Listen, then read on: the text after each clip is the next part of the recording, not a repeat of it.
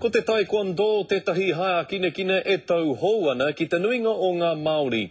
Engari kāore tērā I whakatau te ake I a Samantha Waru, te toa o te whakataetai o te motu mō ngā kōtiro te 38 kilogramu te taumaha. Kaua e rapu whawhai me te whānau waru. I saw my big sister knock out a couple of girls. Then I liked it, so I wanted to try. Te āhua nei kua eke ia ki tērā pūkenga, aha kua he 1 kilogramu te kaitā ake o ana hoariri. E kore e taia te pare I tēnei uri o Ngāpuhi mai te pane kiretanga o te whakataetai.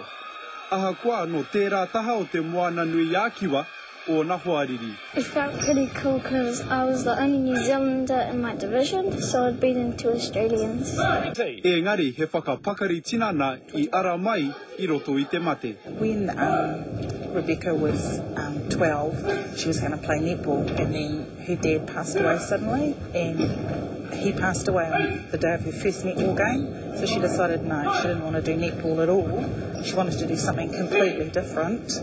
Ina te rereke, kua tahuri katoa te whānau ki te taekwondo. Ā, he toa anō hoki te tuakana o Samantha ki te hākina nei.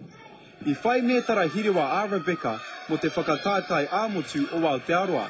Ā aha kua kei te kaha tautoko rāua I a rāua, he whakataetai tonu kei te haere. Always competition, me and her so much alike. It's really good though, the competition, because I've still got the upper hand because I'm bigger. Te āhuatanga tēnei, kaore e memeha noa ki roto o Samantha. I'll do this for ages longer, till I'm way older. Mā te kite I ngā taumata kua eke a kē te tokorua nei, ko wai ka mōhio, he aha te pai tapiti, ka whaia, e rāua. He ta Gardner, te karere.